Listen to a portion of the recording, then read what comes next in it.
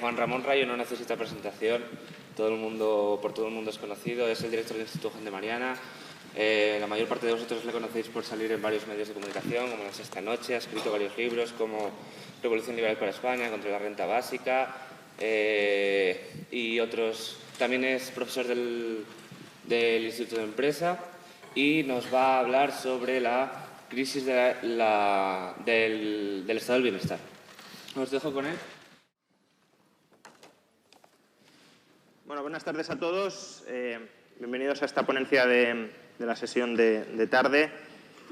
Antes que nada, felicitar a Students for Liberty León y bueno, también a la Universidad de León por la organización de este curso, de este seminario, que bueno, yo he llegado a mediodía, pero por lo que me cuentan, por lo que me han contado, ya ha suscitado bastante debate, bastante discusión y bastante interés entre el auditorio.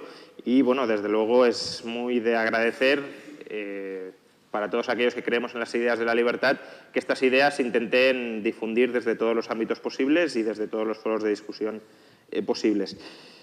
Mi charla, como comprobáis, tiene como propósito reflexionar sobre el estado de bienestar. Tiene como propósito pensar o repensar la idea de que el estado de bienestar, en cierta medida, es un punto de llegada y un óptimo social y político que no debería tener marcha atrás. Básicamente, por estado de bienestar, la idea de estado de bienestar que voy a discutir es un estado que cope entre el 45 y el 50 o el 60% del Producto Interior Bruto, que es el modelo de Estado que tenemos en la mayor parte de los países europeos, y que se encargue, por tanto, de la provisión de sectores tan importantes como la educación, la sanidad, las pensiones, la dependencia o una cierta redistribución de la renta para garantizar o para proporcionar aquello que se llama igualdad de oportunidades. Entonces, lo que se nos ha dicho, lo que se nos vende desde múltiples ámbitos es que este estado de bienestar es, como os decía, el punto de llegada, es el destino al que tienen que alcanzar y al que tienen que converger todas las sociedades desarrolladas que se precien. Y parecería que cualquier oposición, cualquier crítica al estado de bienestar se haga desde posiciones neorreaccionarias, desde posiciones muy de tratar de regresar a tiempos pretéritos y no precisamente mejores, y que el fin último de toda sociedad, no solo europea, sino de cualquier otra, sea llegar a este estado del 40, 45, 50% del PIB. Esta tesis, la tesis de que el estado de bienestar es el punto de llegada, es el destino al que tenemos que dirigirnos por necesidad y que es el estado natural de cualquier sociedad mínimamente desarrollada, es una tesis históricamente falsa, básicamente porque todas las sociedades que ha habido en la historia de la humanidad se han desarrollado sin estado de bienestar. Europa se desarrolló sin estado de bienestar. Europa salió de la miseria sin estado de bienestar. A principios del siglo XX, cuando Europa ya había reducido de manera muy drástica todas sus tasas de pobreza, el Estado, en la mayoría de países europeos, copaba menos del 10% del PIB. Incluso a mediados del siglo XX estamos hablando de un Estado que ocupaba en torno al 30% del PIB. El moderno estado de bienestar, ya digo, pesos del Estado en torno al 45-50%, solo se materializa desde los años 70, es decir, en los últimos 40 años. Es un fenómeno relativamente reciente en nuestra historia. Pero es que incluso si acudimos al mundo y comparamos con otros países, lo que vemos es que el estado de bienestar europeo no es la norma, es la excepción.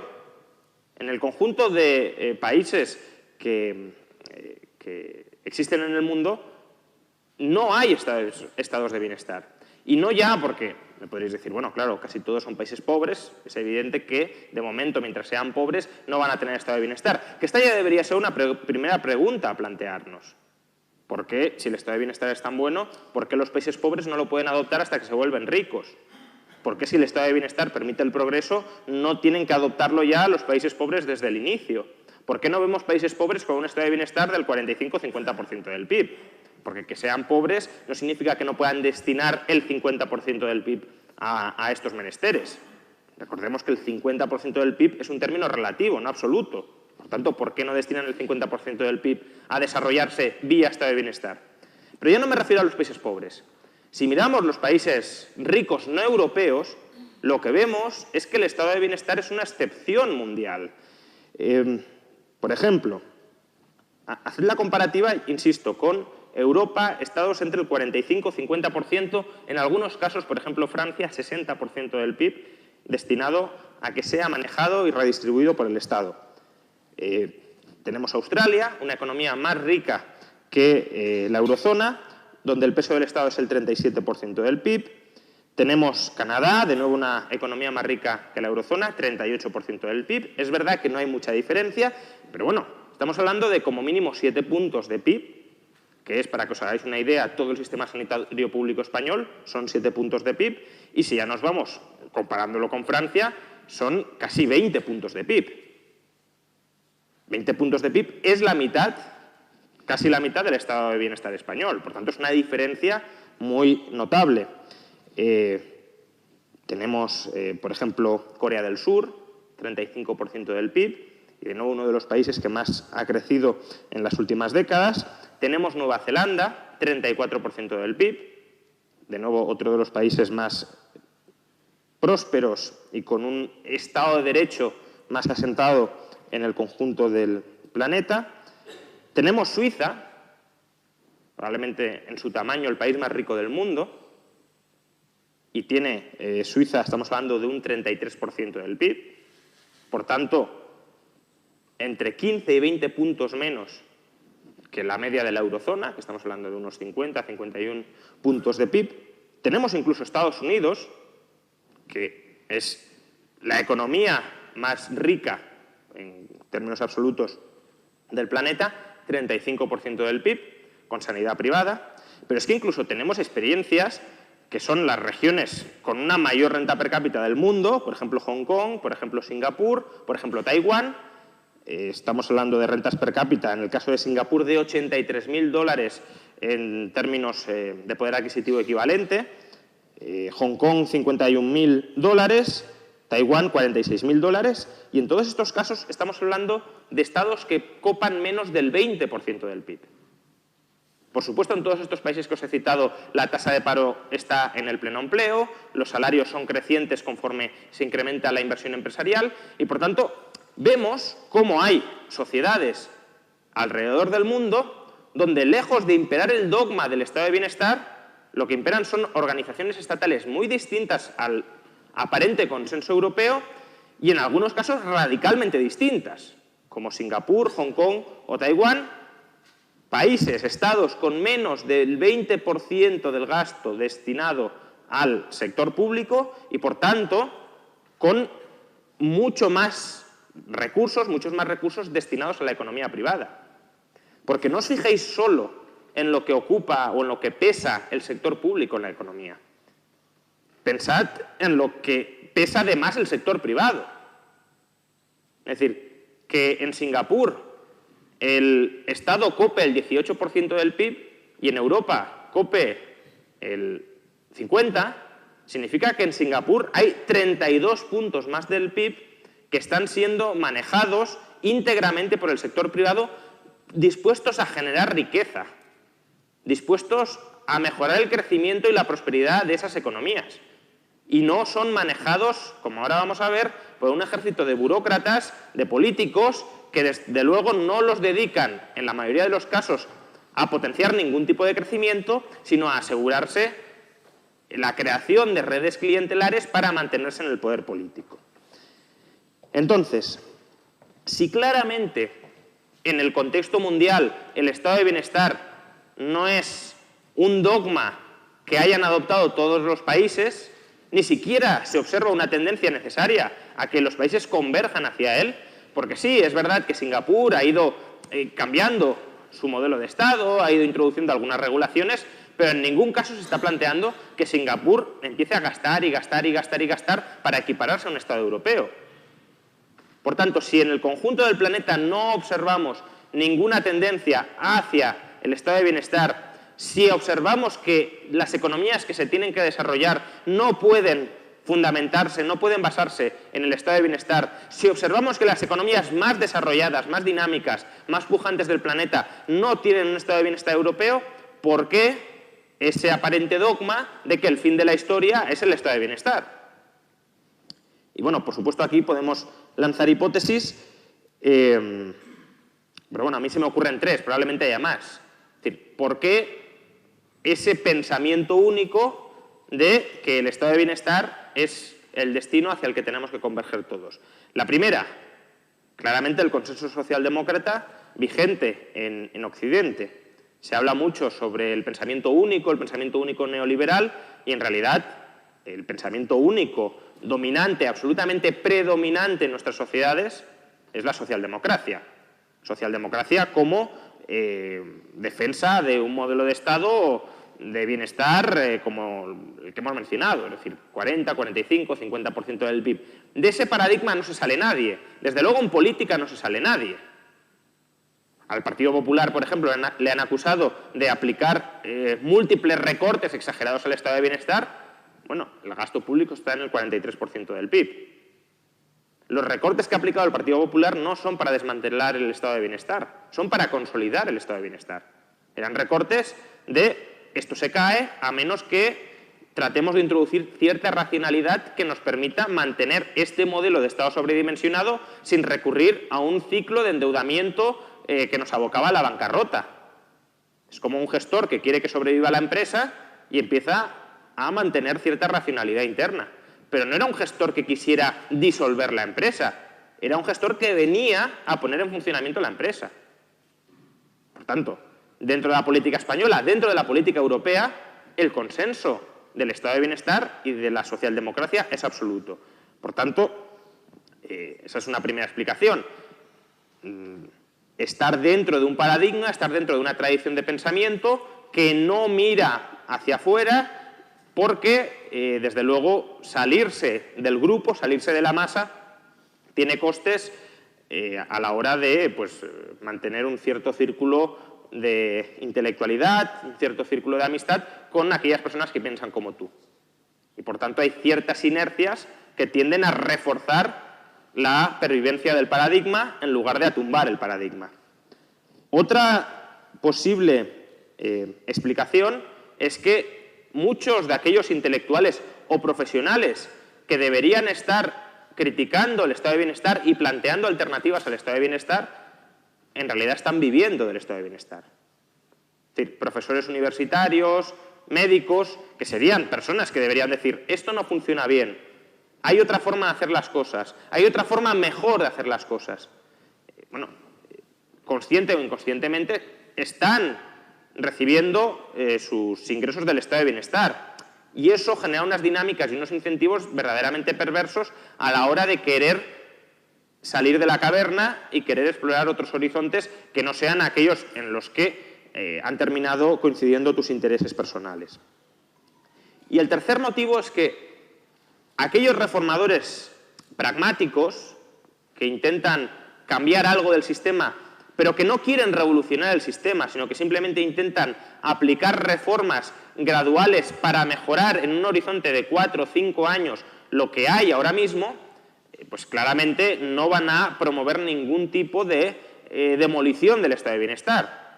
Porque el estado de bienestar, uno de los problemas que tiene, como luego vamos a comentar, es que es muy complicado de cambiar, es muy complicado de sustituir por otra cosa, porque hay una ingente cantidad de obligaciones ya asumidas y, por tanto, no es algo que podamos quitar de la noche a la mañana.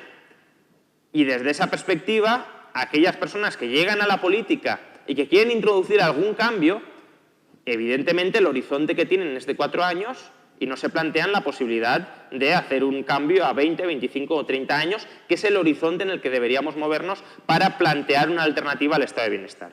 Es decir, el estado de bienestar está muy enquistado, tanto intelectual como por incentivos personales, como por horizontes programáticos de la política. Por eso es tan complicado que se planteen alternativas al estado de bienestar. Pero, desde luego, en un foro abierto a la reflexión, abierto al debate, en un foro donde precisamente lo que entiendo que buscamos es no seguir a la manada, sino tratar de explorar en qué medida tratar de analizar en qué medida la manada está yendo en la dirección correcta, en este foro es un foro adecuado para plantear alternativas verdaderamente disruptivas, verdaderamente rompedoras frente al estado de bienestar. Y desde luego, si aspiramos, como yo aspiro y desde luego me encantaría, que haya una revolución en materia de modelo político, económico, social en Occidente, es decir, que haya un abandono del estado de bienestar y una sustitución por otro paradigma radicalmente distinto, que no se base en el estado de bienestar, que no se base en el bienestar del Estado, sino en una sociedad de bienestar, una sociedad donde el bienestar dependa de las personas, de los ahorradores, de los ciudadanos y no de los políticos que les quitan su renta a esos ciudadanos y que luego la gastan y la distribuyen como ellos consideran más oportuno, desde luego hay que empezar a plantear el debate en este tipo de foros, tanto por el lado del que expone, del que plantea los hechos, como por vuestro lado a la hora de plantear críticas, dudas y oposiciones a pues este choque de posturas que desde luego es llamativo en una sociedad donde, insisto, el estado de bienestar está tremendamente enquistado y es casi un dogma que no se puede cuestionar.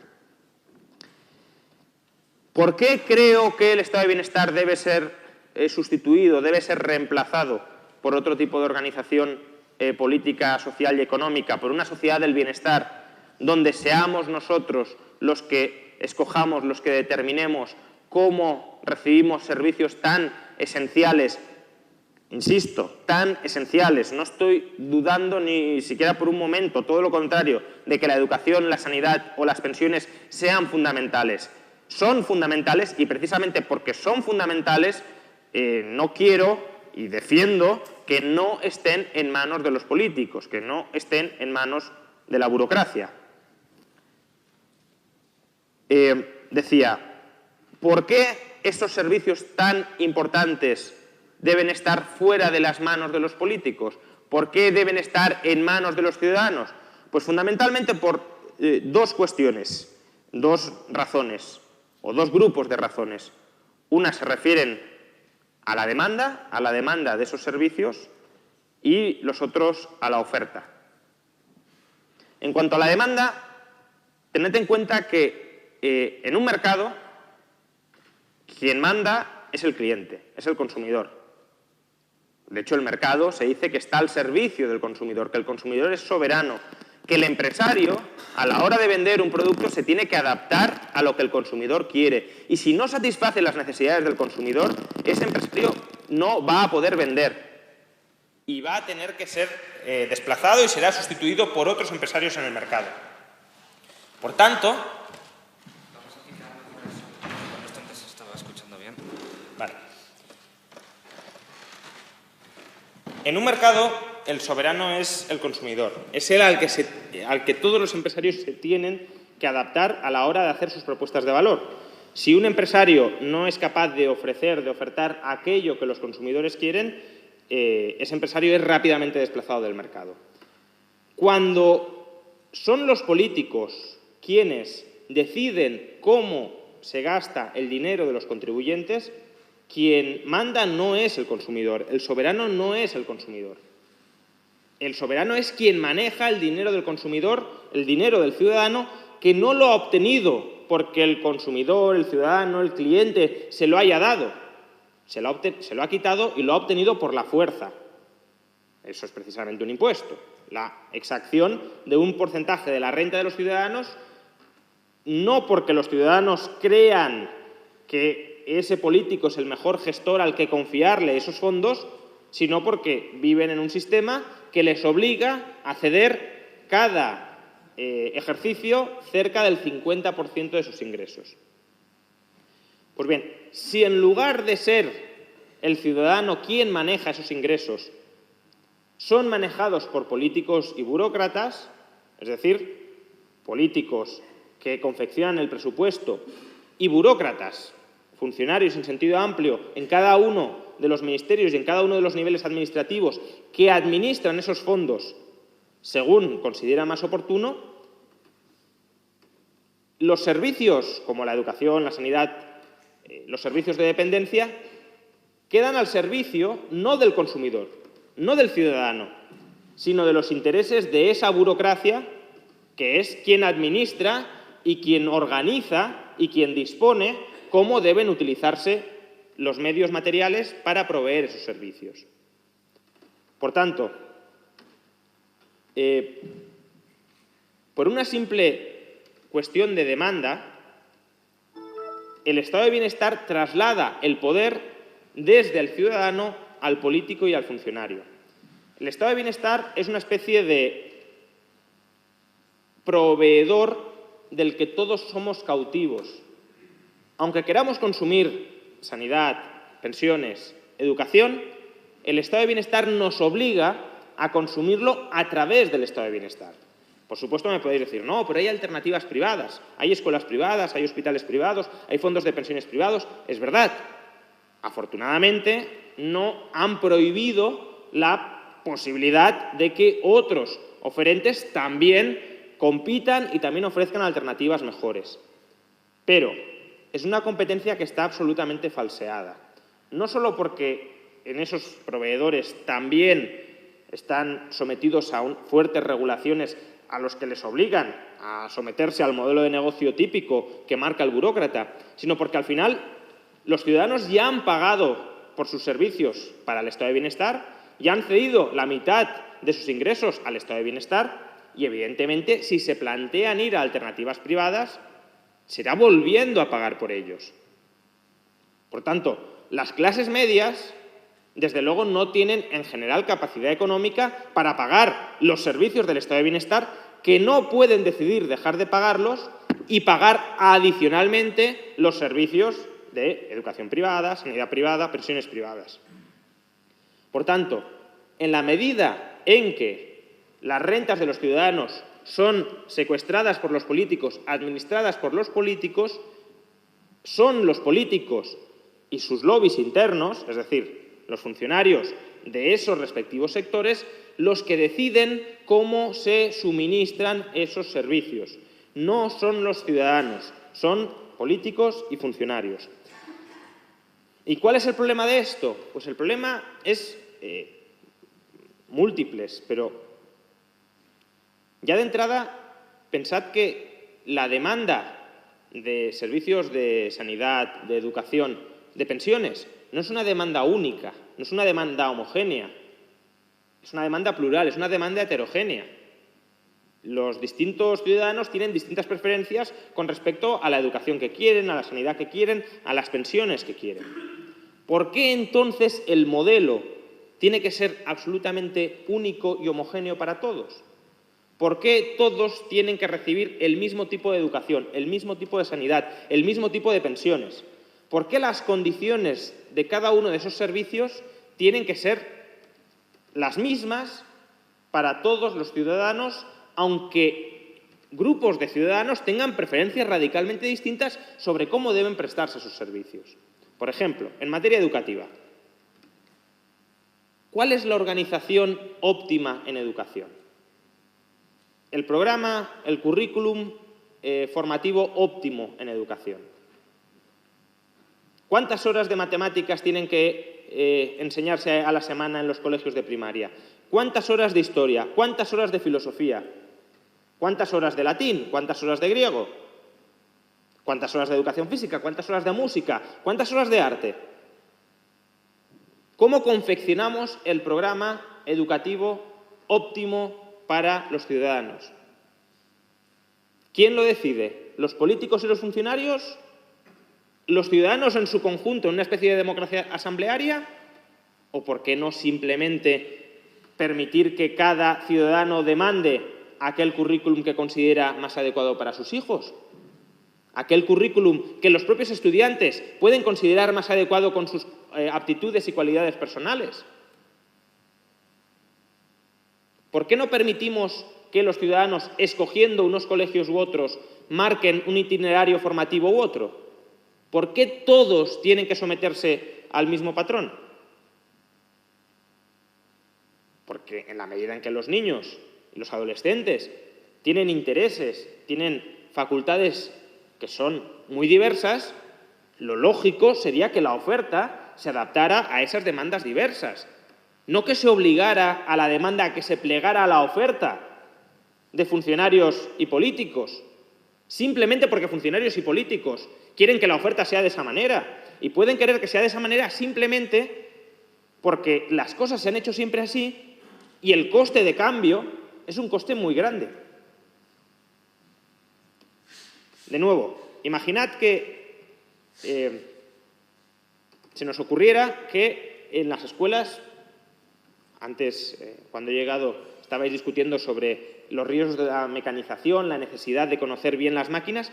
Imaginad que en los colegios nos planteáramos algo tan razonable, a mi entender, pero tan revolucionario dentro del sistema en el que estamos, como sería que los niños estudiaran programación. Que al fin y al cabo es el lenguaje al que se van a tener que enfrentar, o uno de los lenguajes al que se van a tener que enfrentar en el siglo XXI. Y dijéramos, bueno, vamos a cambiar o a quitar horas a cualquier asignatura que se os pueda ocurrir y vamos a añadírselas a programación. ¿Cuál creéis que sería la respuesta del profesorado ante ese cambio? Sería una respuesta de reacción absoluta. ¿Por qué? Porque, primero, algún profesorado, si quiere permanecer en el colegio, tendría que aprender programación, cuando él no la sabe. Y, desde luego, ese coste de aprendizaje es muy alto y lo soportarían esos profesores que tendrían que ser instruidos en ello. Y si no son los profesores instruidos en ello, es decir, si no son profesores que daban, pues imaginad, francés y se reciclan a dar programación, tendremos que contratar a un externo que sepa programación para que dé programación. Pero si colocamos a alguien a que dé programación a costa del que daba francés, ¿qué hacemos con el profesor que daba francés? Lo lógico sería despedirle, porque no va a prestar ya ningún servicio en el colegio. ¿Vosotros creéis que los profesores funcionarios que enseñen francés se van a quedar de brazos cruzados ante los políticos que traten de aprobar una reforma educativa donde se introduzca la programación a costa del francés en la reforma educativa? Evidentemente no. Saldrán a la calle en forma de mareas y dirán que se está comprometiendo el modelo de educación pública y el futuro de la educación para nuestros hijos.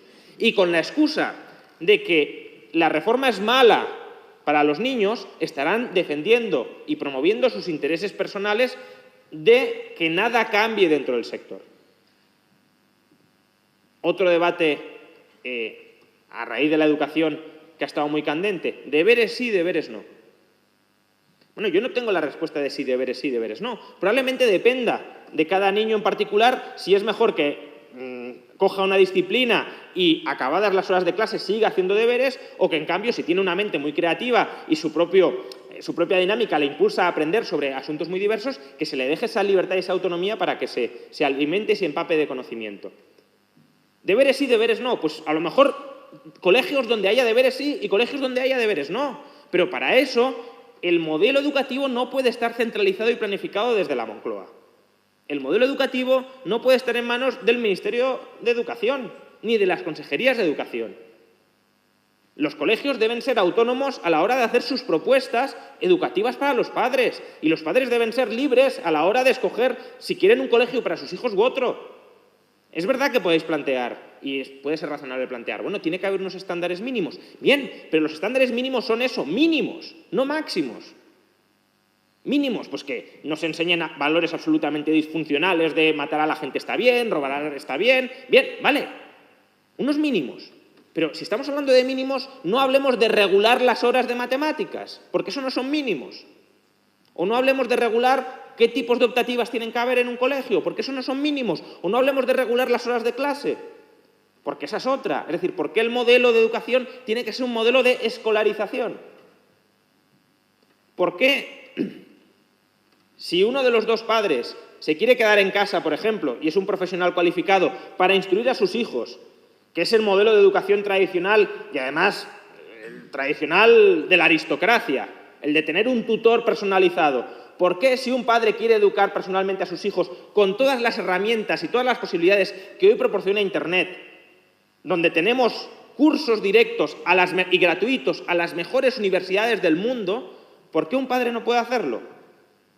¿Por qué está en una situación de alegalidad en España y se le podría llegar incluso a acusar de abandono de menores por el hecho de no escolarizar a sus hijos y estar todo el día con sus hijos enseñándoles en casa?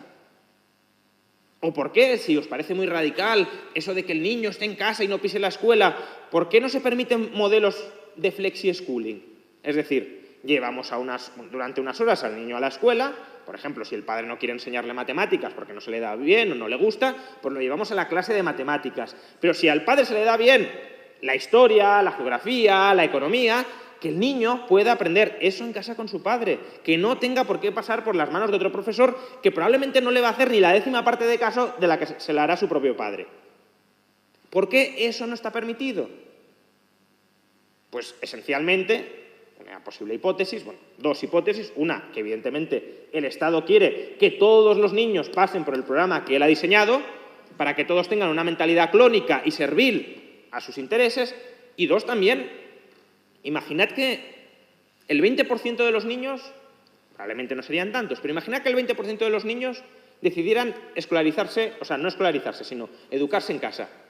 ¿Qué pasaría con las aulas de los colegios? Que se quedarían muy vacías. Y si se quedan muy vacías, ¿hace falta tanto profesorado? Y si no hace falta tanto profesorado, ¿cómo justificamos que se siga enchufando tanto dinero en educación manteniendo toda la burocracia educativa tal cual está configurada ahora? No se podría justificar. Por tanto, si la lógica de la burocracia es tener una clientela cautiva a la que supuestamente proporciona un servicio, la burocracia no puede permitir que esa clientela cautiva se le escape, porque entonces la propia justificación de la burocracia desaparece. Esto lo decía muy bien Gordon Tullock. Decía, la burocracia surge para solucionar un problema. Si el problema desaparece, la burocracia desaparece. Por tanto, la burocracia es la primera interesada en generar problemas que justifiquen su propia existencia. Pues aquí lo mismo. Por tanto, en educación, libertad de demanda para los padres. Que los padres puedan escoger un modelo educativo u otro, homeschooling, flexi-schooling, una escuela que enseñe en catalán, otra que enseñe en alemán, otra que enseñe en inglés, otra en castellano, en la lengua vehicular que sea, que tenga religión, que no la tenga, aquella religión, aquella otra, que haya deberes en casa, que no haya deberes en casa, que el horario sea partido, que el horario sea continuo. Es decir, ¿por qué todo eso tiene que estar regulado desde el sector público? ¿Por qué no dejamos que haya diferentes modelos que ofrecer a los padres? Sanidad. Se nos vende que tenemos en España el mejor sistema sanitario del mundo o uno de los mejores sistemas sanitarios del mundo. Y que, de hecho, el sistema sanitario europeo es indudablemente la referencia hacia la que todos los países del mundo quieren avanzar, que Estados Unidos siente envidia de Europa por su sistema sanitario y que, de hecho, si no avanza con mayor decisión hacia el sistema sanitario europeo es porque hay intereses de aseguradoras y está muy asentado el sistema privado.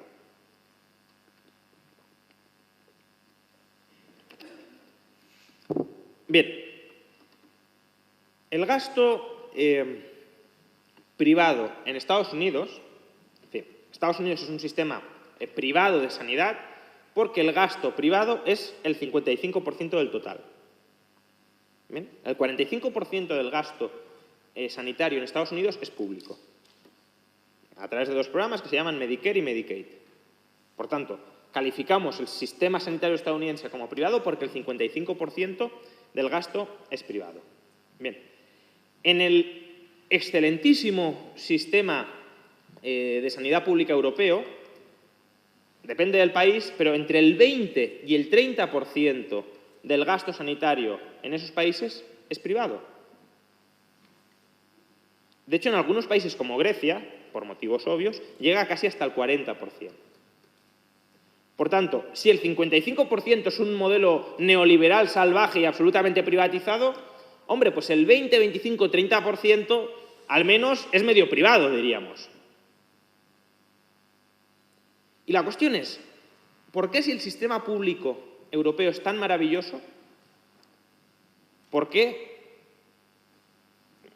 Obviamente no tiene por qué ser el 30% de la gente, pero para entendernos, ¿por qué el 30% de la gente está dispuesta a pagar 2 veces por un sistema sanitario? Es decir, si ya le están dando uno gratuito tan maravilloso, ¿Por qué el 30% de la sociedad dice, pues yo me voy a otro y lo vuelvo a pagar? Quizás sea que no es tan maravilloso el sistema sanitario público. Quizás sea que, por ejemplo, el sistema sanitario público ahorra en costes a costa de reducir la cantidad de servicio que provee a sus ciudadanos en forma de listas de espera. Listas de espera que para ciertas especialidades superan los 100 días. 100 días de espera es tiempo, puede llegar a ser vidas, y en todo caso, si no son vidas, sí puede ser deterioro irreversible de la calidad de vida. Por tanto, ¿es razonable que la gente quiera acelerar su tratamiento? Por supuesto que lo es. ¿Y por qué el sistema público no acaba con las listas de espera? Las listas de espera no son algo consustancial a la sanidad. Sobre todo listas de espera de más de 100 días. Se podrían solucionar de manera muy sencilla. Dota más medios. ¿Que hay en cola 500 personas para este tipo de operación? Habrá más quirófanos. Contrata más personal, más cirujanos que puedan operar. ¿Por qué no lo hacen? Porque si lo hicieran, el superbarato sistema sanitario público europeo ya no sería tan barato.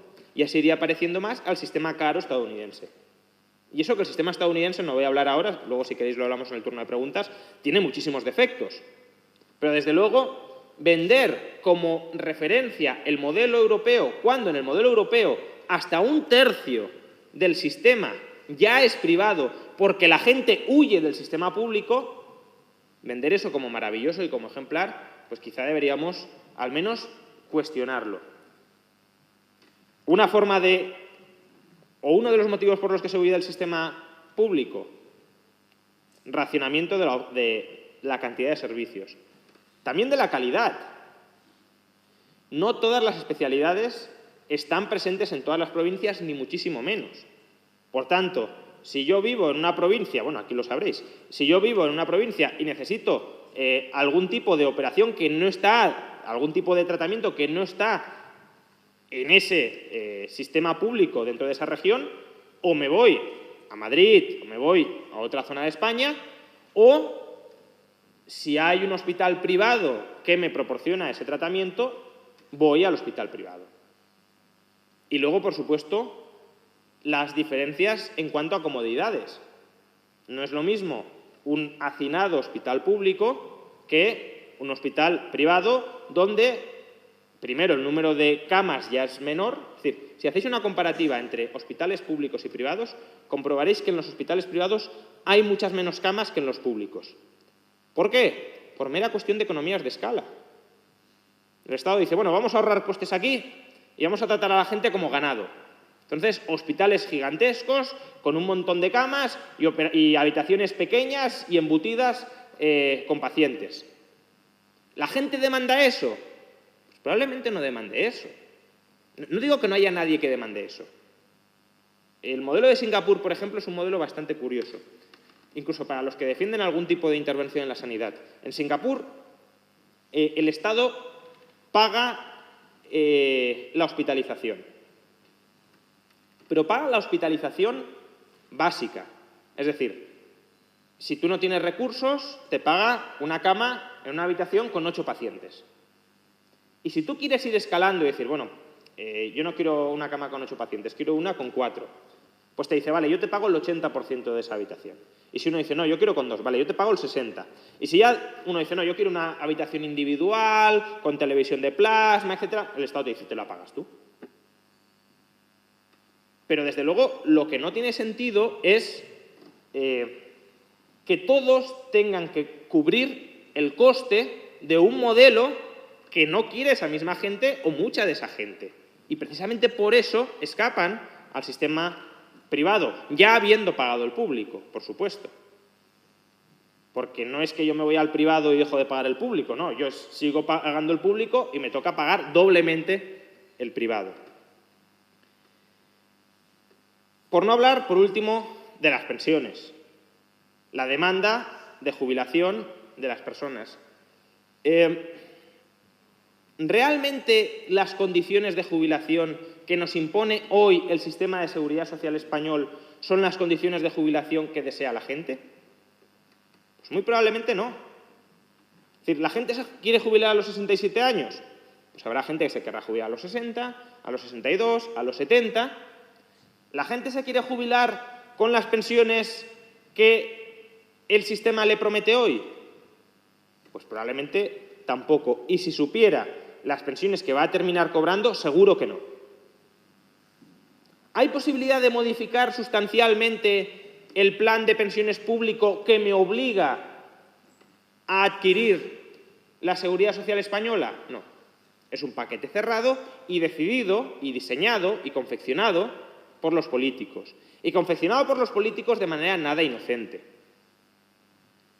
De manera nada inocente porque ya sabéis que el caladero de votos del gobierno que siempre está en el poder, sea el Partido Popular o el Partido Socialista, son los pensionistas. Por tanto, los pensionistas son un granero de votos que hay que cuidar.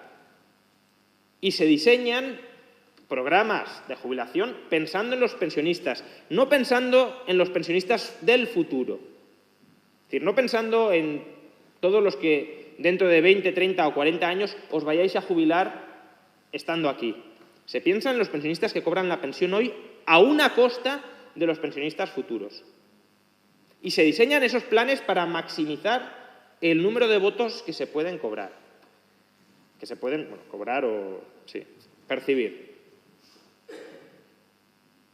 Por tanto, algo tan básico como la jubilación es algo absolutamente politizado simplemente porque lo maneja el Estado y simplemente porque el Estado lo maneja en interés de aquel partido que copa el Estado. Y ahí igual da Partido Popular, Partido Socialista, Podemos, todos harían un uso absolutamente electoralista de las pensiones. Todos lo han hecho y todos lo seguirán haciendo.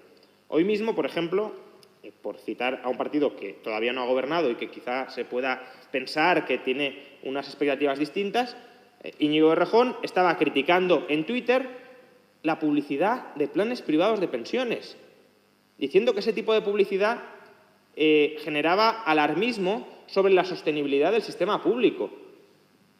Es decir, básicamente está diciendo, no digáis que esto se cae, aunque se caiga, porque se nos acaba a nosotros el chiringuito. Básicamente estaba diciendo, sigamos con la mentira de que el sistema tal cual está configurado hoy es sostenible, porque si decimos lo contrario, a lo mejor la gente empieza a pensar que este sistema no es el mejor posible y a lo mejor nosotros dejamos de manejar el sistema. Planteaos cómo serían las elecciones si en lugar de tener 8 o 9 millones de pensionistas cuya totalidad de rentas o práctica totalidad de rentas depende de que el gobierno de turno siga pagando las pensiones, si en lugar de eso tuviéramos una sociedad de 8 o 9 millones de propietarios que percibieran sus rentas, pues, de su paquete de acciones en bolsa, de sus bonos públicos o corporativos, del alquiler de los inmuebles que hayan podido comprar ahorrando durante su vida laboral. ¿Cuán distinto sería el mensaje electoral? ¿Cuán distinto sería el comportamiento electoral? Si en lugar de poder repartir y de comprar el voto, tuviesen que gobernar pensando en que las acciones y las promesas de gobierno que efectúen van a repercutir sobre la riqueza de los pensionistas y esos pensionistas les van a exigir que no se carguen la riqueza del país. Por tanto, es un cambio radical de incentivos. Hoy los incentivos están colocados para manejar las pensiones a discreción del poder político. Con otro sistema de ahorro personal, de ahorro privado de cara a la jubilación, los incentivos estarían puestos para que el político respetara las bases de la creación de riqueza y de la prosperidad de un país. Bien, esto en cuanto a la demanda. No me voy a extender mucho más porque creo que ya estoy casi sobre el límite. Pero razones por las cuales desde la oferta también sería fundamental que el estado de bienestar desapareciera y fuera sustituido por una sociedad de bienestar. El Estado, como os decía, es un monopolio. Es un monopolio, de facto, a la hora de proporcionar servicios de educación, sanidad o pensiones. Los monopolios, aparte de tener un fuerte poder de negociación sobre el consumidor, básicamente es o tomas mi servicio o lo dejas, pero no te puedes ir a otro, tienen otro problema muy grave. Y es que, al ser los únicos que proporcionan un servicio, no permiten que otros con ideas mejores entren y expongan esa propuesta de valor ante los ciudadanos. Cierran el mercado, cierran el mercado a la innovación, cierran el mercado a la empresarialidad, cierran el mercado a la disrupción tecnológica. Básicamente, lo que dicen es: vamos a repetir lo que ya sabemos hacer. Campos como la educación o la sanidad son campos donde en las próximas décadas vamos a vivir, de cualquier manera, ya lo estamos viviendo en gran medida, una fortísima revolución. Una fortísima revolución resultante de aplicar las nuevas tecnologías tanto a la educación como a la sanidad. Si lo pensáis bien, la sanidad, en parte, pero sobre todo la educación, son servicios que siguen el diseño de cuando fueron más o menos desarrollados en el siglo XIX. Es decir, el hospital es una institución del siglo XIX, la escuela es una institución del siglo XIX. Y seguimos reproduciendo esos esquemas. En el siglo XXI tenemos una educación del siglo XIX, que ha variado muy poco con respecto al siglo XIX. Y a juicio de algunos, si ha variado ha sido a peor. Es decir, tenemos una educación que sigue el procedimiento esencial del siglo XIX, cuando debería ser una educación que mirara al siglo XXI o al siglo XXII. Ya no digo ni siquiera materialmente, que también. Es decir, pensad por un momento cuán distintas podrían ser las clases aplicando las nuevas tecnologías.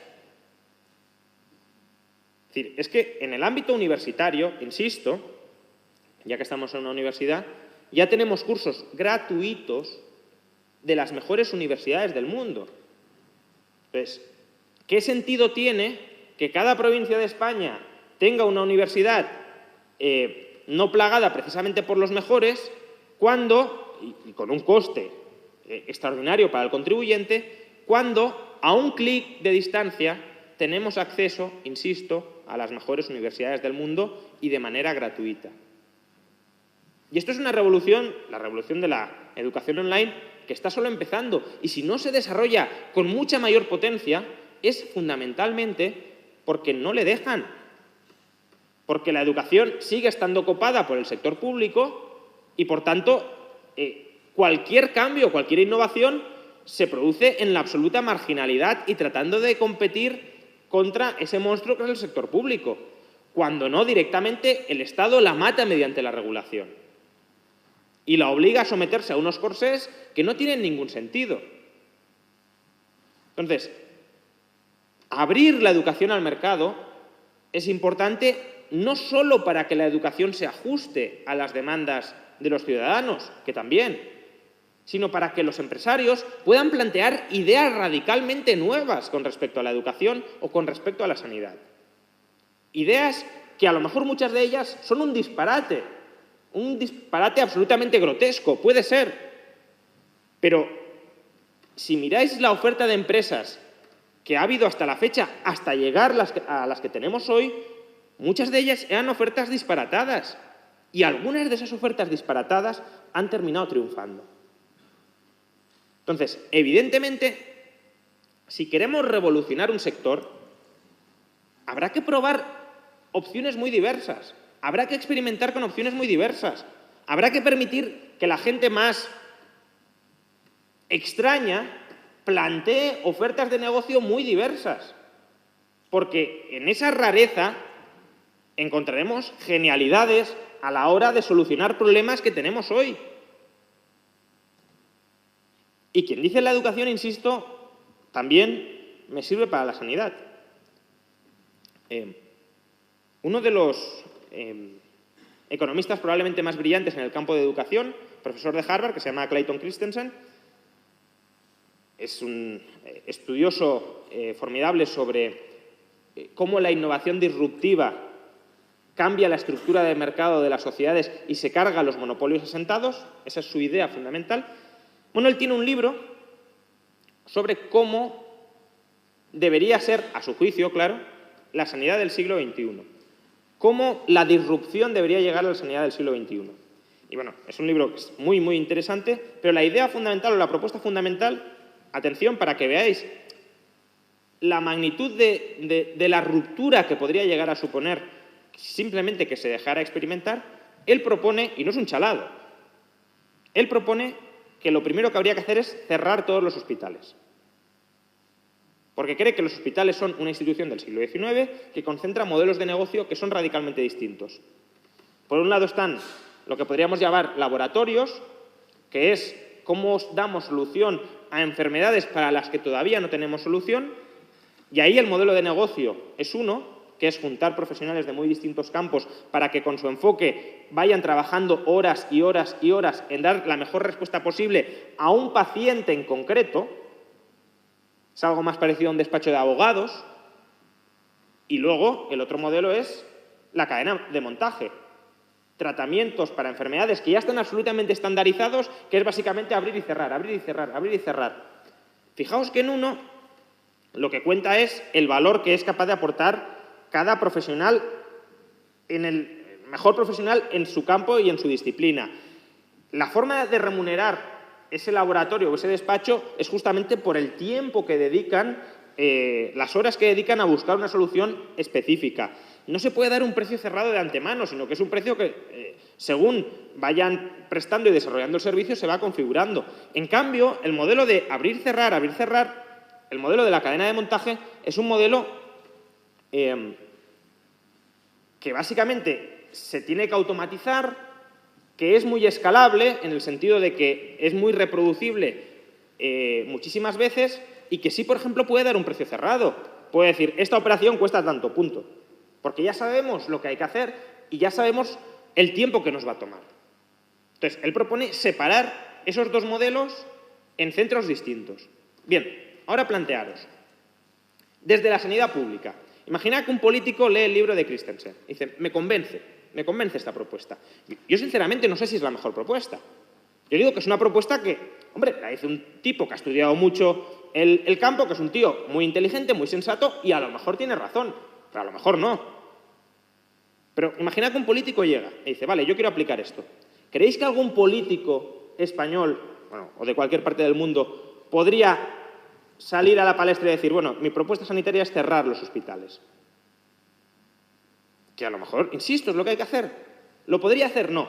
Ni tampoco es la forma de hacer las cosas. La forma de hacer las cosas no es situarse desde el púlpito y decir, bueno, todos los hospitales cerrados.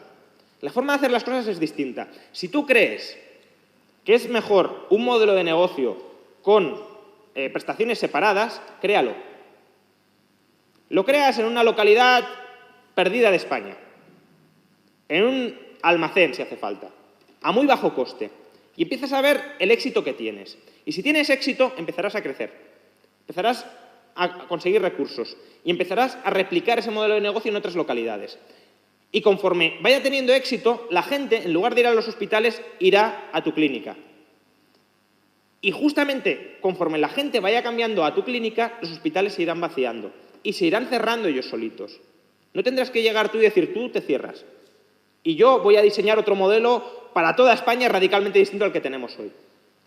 Es desde abajo desde donde se cambian las cosas. La disrupción viene desde abajo, viene empujando desde abajo. Pero para eso tiene que haber libertad de entrada en el mercado y libertad de elección entre los ciudadanos. Y eso es lo que hoy no existe. O existe de manera limitadísima. Y no existe porque el estado de bienestar lo cierra absolutamente. Y ya termino. Probablemente muchos de vosotros pensaréis, bueno, pero lo que planteas al final es una solución para ricos. Porque cómo el ciudadano medio puede costearse educación para sí mismo, sanidad para sí mismo, puede ahorrar para las pensiones. No, los sueldos no dan para tanto, puede ser el argumento. Bien, el sueldo más frecuente en España datos del INE de hace unas semanas, son 16.000 euros. No estoy hablando ni del sueldo medio ni del sueldo mediano. Estoy hablando del sueldo más frecuente, el sueldo modal, que es, por supuesto, inferior al mediano e inferior al medio. 16.000 euros.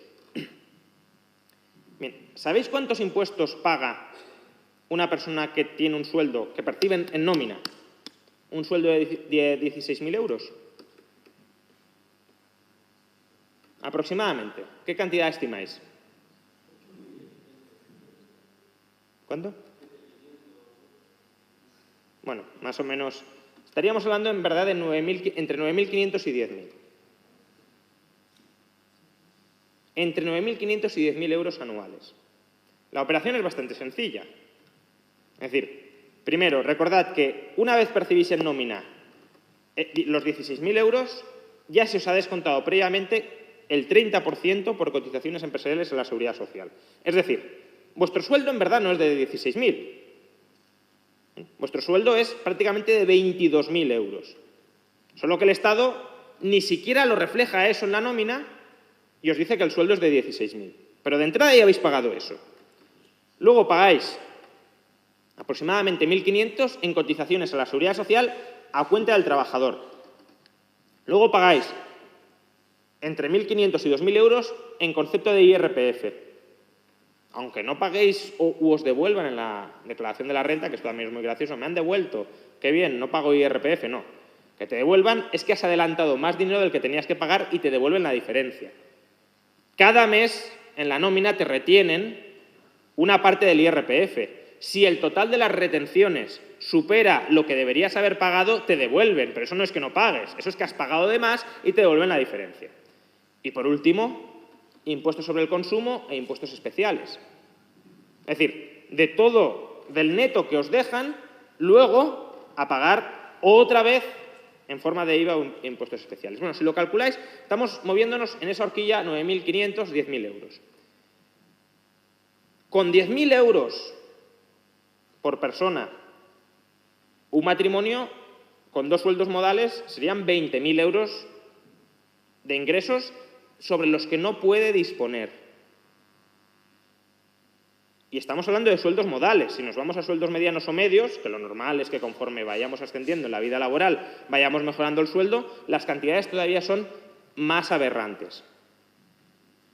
Y estamos hablando además de que pagáis eso durante toda la vida. La educación de vuestros hijos la pagáis mientras vuestros hijos están educando, mientras vuestros hijos van a la escuela. No la pagáis cuando ya estáis jubilados, todavía estáis pagando. Eso como muchos os habéis endeudado. Pero es que el estado de bienestar y los impuestos que pagáis son una deuda perpetua que tenéis que pagar siempre, aunque ya no estéis consumiendo el servicio que estáis, por el que estáis pagando. Bueno, pues con 10.000 euros al año podemos echar cuentas, pero desde luego con 10.000 euros al año por persona, matrimonio, 20.000 euros, desde luego yo creo que sí da sobradamente para pagar sanidad, para pagar educación y para pagar pensiones. Y en todo caso, si hubiese personas que queden descolgadas, que podría ser, ¿por qué no se articula un Estado subsidiario, asistencial, simplemente para esas personas? ¿Por qué las clases medias, que sí pueden, desde luego, ser autónomas a la hora de costearse sus servicios, por qué no se les da esa libertad? ¿Por qué no se nos obliga, miradlo así, de los impuestos que pagamos, una porción nos la pagamos para nuestros propios servicios y la otra para los demás? ¿Por qué no nos exigen simplemente pagar la porción que va destinada a los demás? ¿Por qué la porción que va destinada a nosotros no nos la dejan a nosotros? ¿Por qué no nos dejan administrarla a nosotros? O si no queremos administrarla, que nos digan, no la administramos, os la cedemos, señores políticos. Pero si la queremos administrar, ¿por qué no nos dejan? Desde luego, no porque esas rentas no den, sino por todo lo que he comentado antes. Porque hay un entramado burocrático que alimenta a 3 millones de personas directamente, luego, obviamente, todas las familias que están ahí metidas y todos los políticos que manejan esa organización para asegurarse sus respectivos votos, a los que, desde luego, no les interesa en absoluto que alternativas privadas y competitivas al estado de bienestar terminen prosperando. No es en vuestro beneficio, aunque os lo digan, sino en su beneficio. Muchas gracias.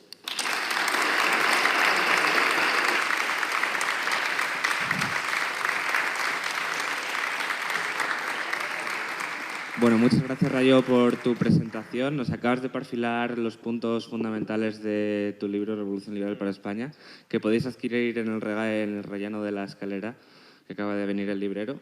Luego habrá tiempo de que lo firme, de poder hablar con él y demás. Ahora abrimos el turno de preguntas. Vamos a intentar estirarlo lo máximo posible. Vamos un poco mal de tiempo, pero bueno, vamos a ir intentando adaptarlo más o menos. Entonces, ¿quién quiere hacer preguntas? Empezamos por aquí. Gracias. Para usted, según he oído otras veces, la educación es una inversión. Pero para invertir hay que ahorrar. Y para ahorrar hay que trabajar. La tendencia actual es que ahora, si no estás formado, no puedes trabajar, no puedes hacer el mercado de trabajo, con lo cual al final no puedes hacer la educación. ¿Podría ser una solución el pago en diferido, como se hace en las universidades británicas? Bueno, es que yo disputo el presupuesto básico. Para invertir no tienes por qué haber ahorrado previamente, puedes endeudarte.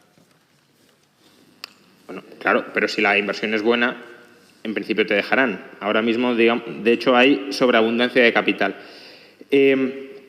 Entonces, desde luego a los estudiantes, sobre todo a los universitarios, el otro día Students for Liberty Barcelona hizo una campaña muy buena al respecto, a los estudiantes universitarios no les gusta la idea de tener que endeudarse para pagarse la universidad, porque dicen, claro, yo arrastro esa deuda durante toda la vida. Pero fijaos que la lógica al final del estado de bienestar es esa misma. ¿Por qué? Porque un estudiante universitario supuestamente, sobre todo si selecciona bien la carrera, que eso ya sería el tema para otra discusión, es decir, ¿qué hacemos pagando la educación universitaria a gente que no la va a rentabilizar de ninguna manera y que simplemente o no completa la formación o directamente estudia asuntos que le interesan mucho a él y es muy legítimo que le interesen, pero ¿por qué yo te tengo que costear pues, esas formaciones? Bien.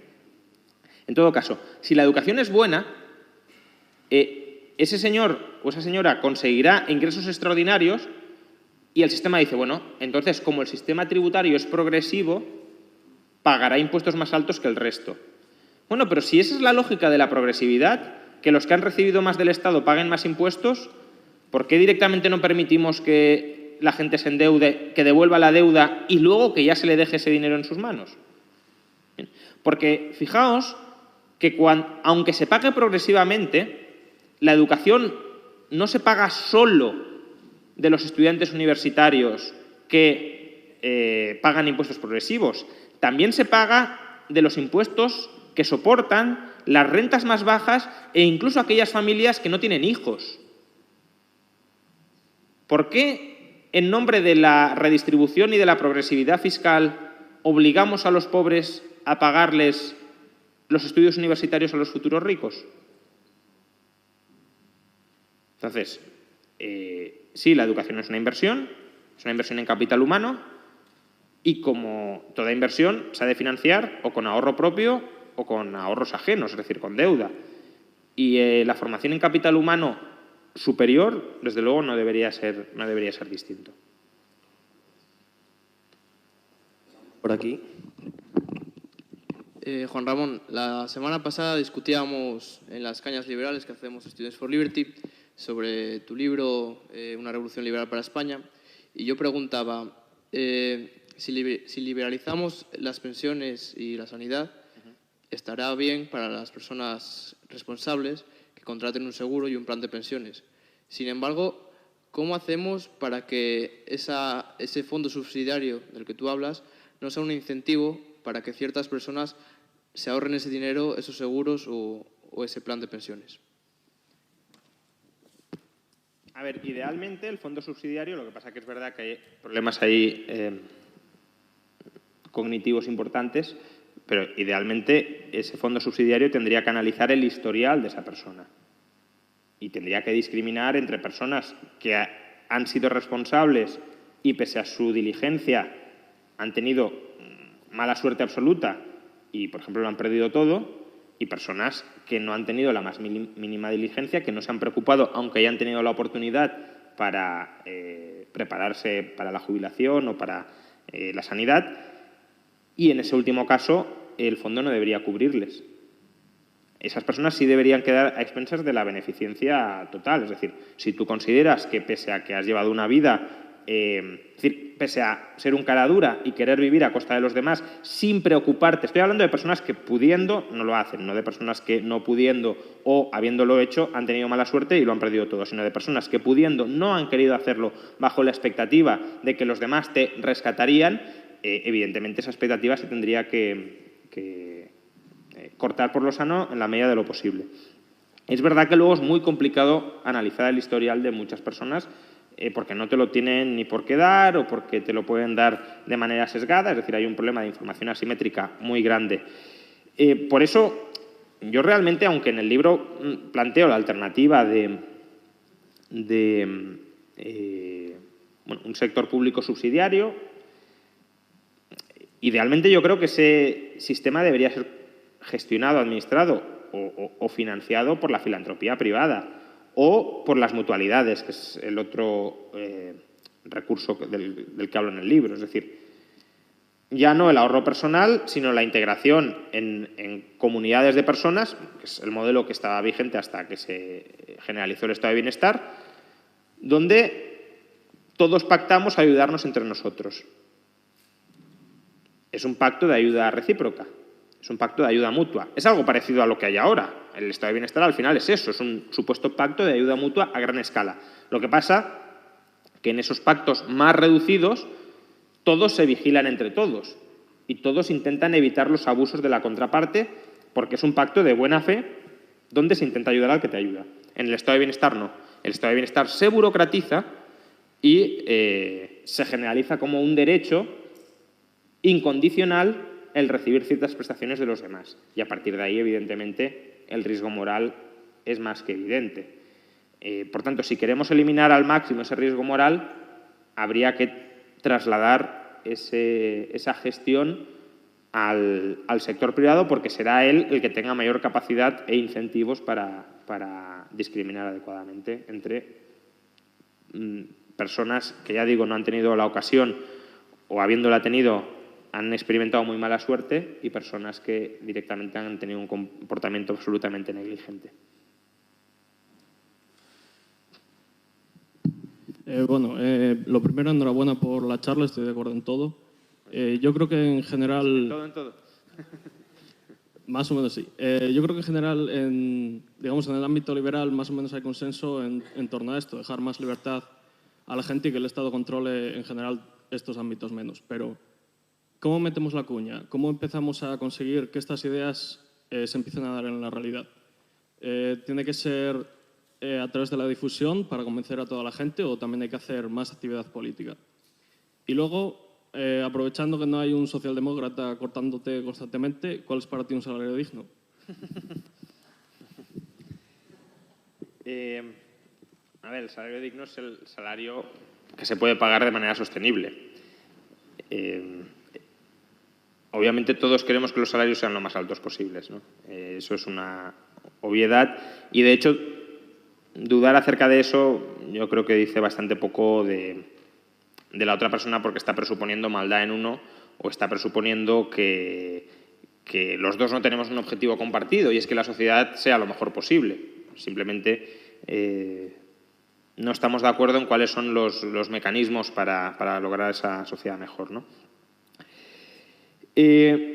Los medios. Bueno, yo creo en la división del trabajo. Yo y prácticamente todos los liberales creemos en la división del trabajo y la división del trabajo en parte intenta aprovechar las especialidades que tiene cada uno a la hora de efectuar ese trabajo. Entonces, en el campo de las ideas yo también creo en la división del trabajo. Por tanto, ¿hay un modelo único para divulgar las ideas? En absoluto. Hay 20.000 caminos para divulgar las ideas. También entrando en la política. A mí la política me desagrada y me repele absolutamente. Es decir, creo que es algo bastante ruin incluso. Y creo que la gente que se mete en política, bueno, quizá cuando se mete es bien intencionada, pero la gente que permanece mucho tiempo en política es gente de la que hay que dudar bastante. Porque el tipo de relaciones que se tejen en la política son unas relaciones cuasi mafiosas. Y por tanto, la gente que comulga mucho con ese tipo de relaciones, cuidado. Pero bueno, eso no quita con que pueda parecerme bien que la gente participe en política e intente defender las ideas liberales desde la política, porque es otro campo, y es otro campo, desde luego, muy necesario y muy con mucha visibilidad pública para que se puedan divulgar las ideas. Entonces, si alguien se mete en política para defender el liberalismo, contará con absolutamente todo mi apoyo. Otra cosa es que se meta en política con la excusa de defender el liberalismo cuando simplemente tenga una agenda personal de promocionarse y de consolidarse ahí, que es muy distinto. Y a lo mejor se puede entrar por una razón y luego el tiempo te convierte en la otra. Por eso también, como decía Jefferson, hay que estar permanentemente vigilando. El precio de la libertad es la vigilancia permanente, también con respecto a los defensores de la libertad.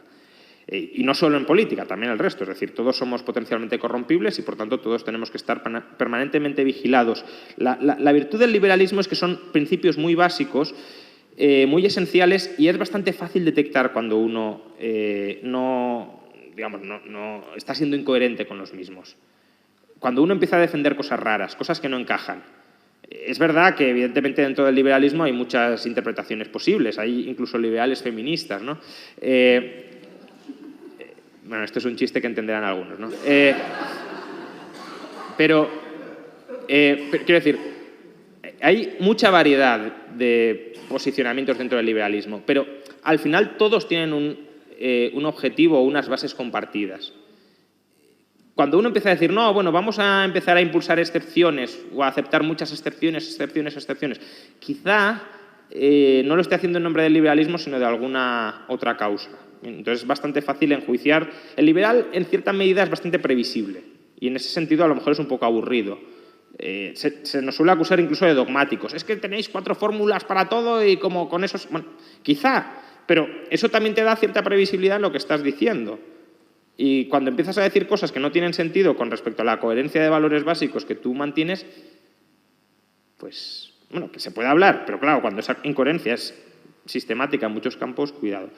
Entonces, sí, bueno, utilizar todos los medios que conozcamos y en los que nos podamos mover para divulgar el liberalismo. Pueden ser medios públicos o pueden ser en nuestros ámbitos privados. Como dice el profesor Bastos, primero convence a tu novia y luego sale a divulgar el liberalismo, ¿no? Bueno, quiero decir, a los amigos, a la familia, a los conocidos y también, si no, desde los medios públicos, por supuesto. Buenas, Juan Ramón. Quería preguntarle si usted cree que la única forma de garantizar la libertad de un individuo sería la abolición del Estado.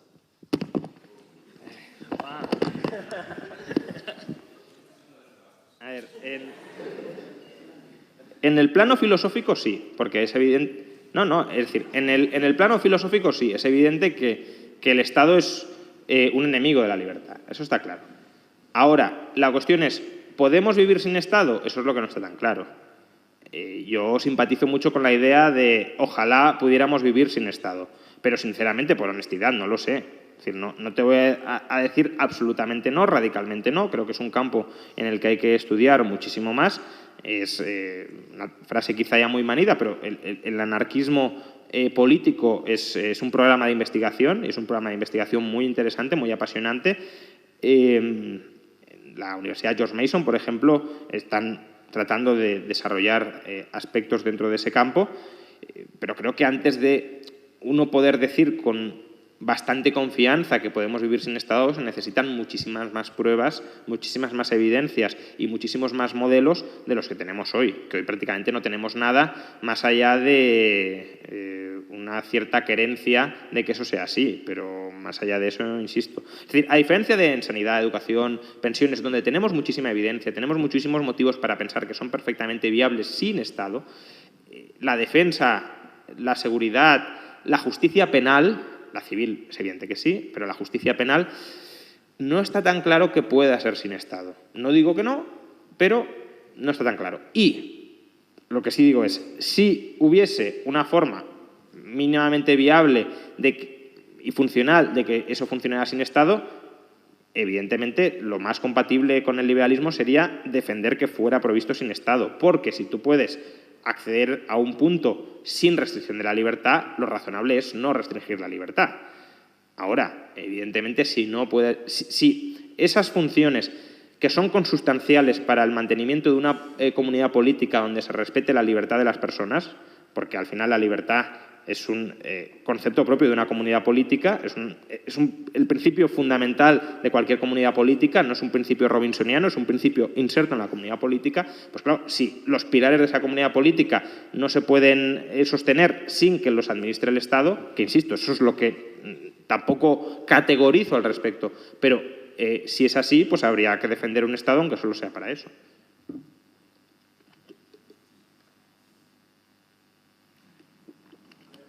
Has mencionado sobre que estás seguro de que al menos los tres partidos más grandes en tema de pensiones estarían de mantener el sistema actual. Yo diría que el cuarto también, porque tuve la posibilidad en un momento de preguntarle al Grupo Económico de Ciudadanos qué pensaba sobre el sistema de capitalización, y su respuesta fue de que aunque está de acuerdo, la transición sería tan dura que no es viable.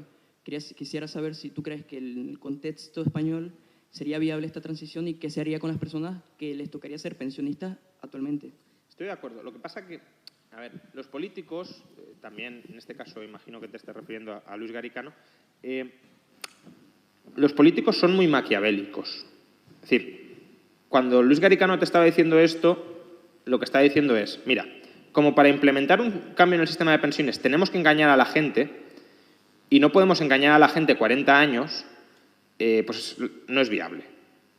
Entonces, eso es una cuestión. Es decir, evidentemente, si la mayoría de la población no quiere un sistema de capitalización, no lo vas a poder implantar. Ahí no hay, tomando un poco las ideas disparatadas en general, pero bueno, en este caso quizá aplicables de Naomi Klein, ahí no hay doctrina del shock posible. Es decir, ahí no puedes ganar las elecciones con un mensaje, llegar al poder y decir, bueno, ahora por decreto lo cambio de la noche a la mañana y ya os acostumbréis todos y lo aceptáis. No, eso en el sistema de pensiones en España no es viable.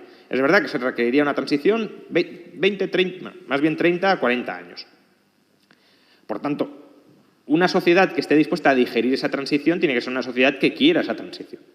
Pero evidentemente eso te lo dirá un político que vive de engañar a la gente, o que su manera de actuar es engañar a la gente, que son todos, no estoy diciendo que eso sea el procedimiento de Ciudadanos, es el de todos los partidos. De hecho, si no engañas, te desplazan. Yo creo que Ciudadanos, de hecho, paréntesis, llegó un poco ingenuo en algunos campos y que quiso hablar con más sinceridad de la que tocaba y le empezaron a llover palos y rápidamente dijo, pues yo hago lo que todos, es decir, engañar masivamente. Entonces, ese es el procedimiento de la política. Pero yo no soy político y yo no vivo ni quiero vivir de engañar a la gente, de tratar de conseguir el apoyo de la gente para acceder al poder. No es mi propósito. Entonces, yo lo que intento es plantear ideas alternativas y modos de organización social alternativos, para que la gente al menos sea consciente de que el statu quo en el que ha nacido no es el óptimo social, o no es necesariamente el óptimo social. Y que defender lo que hay simplemente porque es lo único que he conocido, pues quizás sea un argumento un poco reducido y reduccionista. Entonces, yo puedo decir, el mejor modelo de pensiones es el de capitalización, es muy complicada la transición, y por eso, por cierto, habría que frenar cualquier intento de que el Estado se siga metiendo en cualquier ámbito social, porque una vez se mete el Estado es muy difícil luego que salga el Estado, en algunos más que en otros, pero aún así siempre se dificulta mucho salir. Esto es como a la inversa de la pasta de dientes, es decir, la pasta de dientes es muy fácil de sacar, pero luego no la puedes volver a meter. Bueno, pues en el Estado es muy fácil que entre en un ámbito, pero luego es muy difícil que lo saques.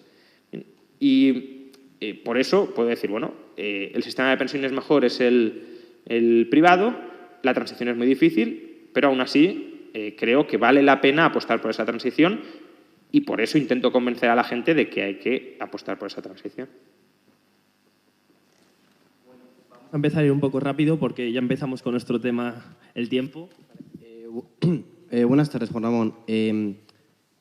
La cosa es, aunque a algún purista le pese, si hay algo que me parece que rescatas de la participación del Estado es inversión en I+D. La pregunta es doble. En primer lugar, ¿piensas que la inversión en I+D se debe a que desde el sector privado no se pueden avistar oportunidades porque están demasiado escondidas y que un montón de avances científico-tecnológicos se han dado por sorpresa y que, por tanto, la empresa privada no habría dado con ellos, de ser porque busca un fin cortoplacista, algo que tenga muy a la vista. Y, en segundo lugar, de ser así que efectivamente, que yo es lo que pienso, que de ser así que el Estado debe proveer de gasto en I+D, ¿cómo debe hacerlo? Porque tenemos experiencia, sabemos que cuando el Estado no actúa de acuerdo al sector privado, con esto quiero decir a que hay dinamismo, por ejemplo, en el gasto en un sector y no en otro, me refiero, por ejemplo, que aumentamos el gasto en el sector público y no en el privado, metemos I+D, digamos, de cualquier manera, esto al final no lleva a nada. De hecho, ocurrió hace unos años aquí en España. Entonces, ¿de qué manera debería saber el Estado cuándo debe gastar y de qué manera debe hacerlo? Muchas gracias. Bueno, yo creo que el Estado no puede saberlo. De hecho, la tesis un poco que estás esbozando es la de Mariana Mazzucato, el Estado emprendedor, que básicamente lo que dice es que el sector privado es demasiado cortoplacista y demasiado adverso al riesgo como para invertir en cambios del conocimiento que van a ser esenciales para los próximos 30 o 40 años, pero ella misma dice que el Estado tampoco lo sabe y que, por tanto, el Estado de alguna manera tiene que invertir a ciegas y que simplemente, pues como si fuera un fondo de capital riesgo a muy, muy, muy largo plazo, que aunque se equivoque en muchos aspectos, como en alguno muy importante acertará, que ya por eso valdrá la pena. A ver, yo, primero, de la investigación y del desarrollo, desde luego el desarrollo no. Puedo admitir ciertas dudas en la investigación básica, que es la parte de la inversión que tiene más externalidades positivas, es decir, que es más difícil de internalizar y que desde luego es más a largo plazo, es más incierta. En el desarrollo no lo veo precisamente por lo que tú comentas, porque ya lo puede hacer el sector privado y el incentivo que tiene el sector público es a despilfarrar. Lo que pasa es que cuando puse la I en el libro era un poco por no querer entrar tampoco demasiado en ese debate, porque creo que es un debate un poco reducido de nuevo. Es decir, el Estado que más invierte del mundo en investigación básica, que es Estados Unidos, invierte el sector público el 0,3% del PIB. El que más. Entonces, claro, cuando estamos hablando de reducir el Estado del 50 al 5, pelearme por 3 décimas, pues tampoco me parece el debate de fondo. Es decir, en un tema que no tengo absolutamente claro, decir, pues no, 0, pues vale, no, 0,3, vale, bien.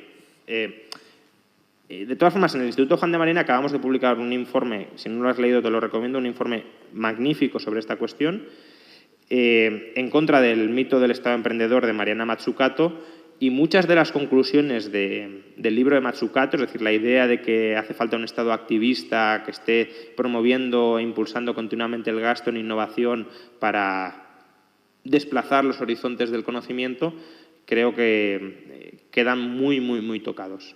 Y, por tanto, si te interesa el tema, ahí es un informe de 50 páginas con muchísima bibliografía, muy fundamentado, muy ecuánime, es decir, no es nada de Estado, ¿por qué no? Y por qué no, y por qué no, sino se intentan ver pros y contras y creo que el resultado es más contra que pro, pero bueno, desde luego es un tema relativamente abierto, pero insisto, son 3 décimas en el mejor de los casos. Última pregunta. Fíjate qué suerte. Yo también estoy en ese punto de esto es lo que hay y con estas cartas jugamos, aunque mi vocación o en mi cabeza tal vez el punto de fuga pueda ser una sociedad con el estado mínimo minimorum posible, que si se extingue tampoco me importa. Pero en este análisis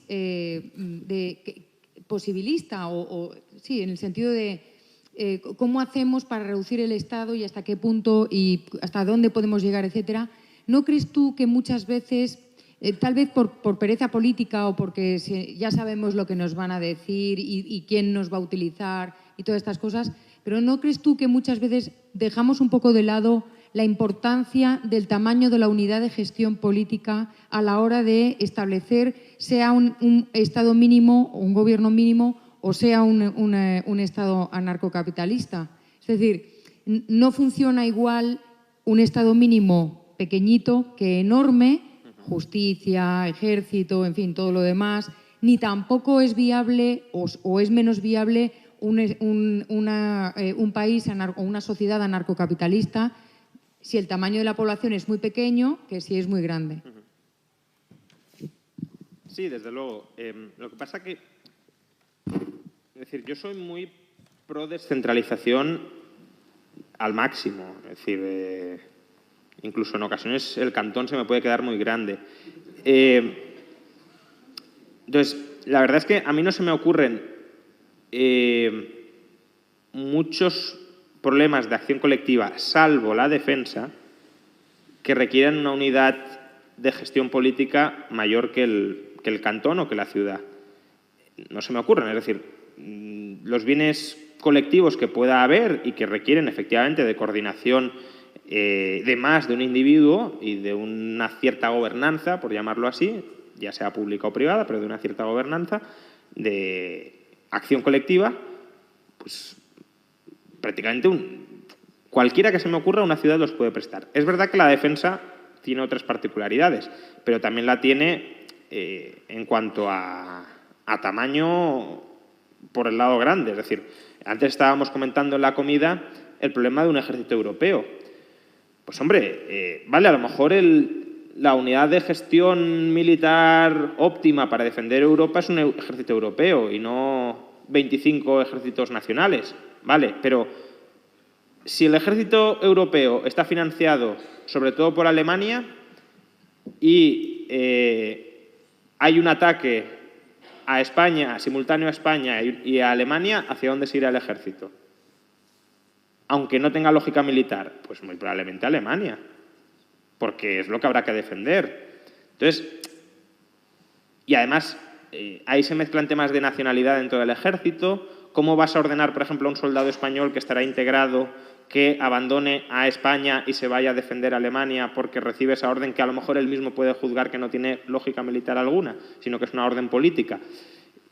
Entonces, tampoco creo que sea nada sencillo crear prácticamente de la nada un ejército europeo, aunque esa unidad de tamaño sea la adecuada. Luego, por otro lado, claro, dices, bueno, alianzas de unidades pequeñas, pues también tiene problemas, porque hay problemas de bienes públicos típicos. ¿Cómo sabes que se va a cumplir la alianza pactada y no se va a dejar en la estacada a alguna de esas unidades, ¿no? Es decir, personalmente, a mí el modelo que más me gusta, el modelo de organización social territorial que más me gusta, es la liga. Es decir, tropecientas unidades pequeñas muy fragmentadas, pero unificadas a través de una liga comercial donde haya libertad de movimientos de personas, capitales y mercancías en su interior.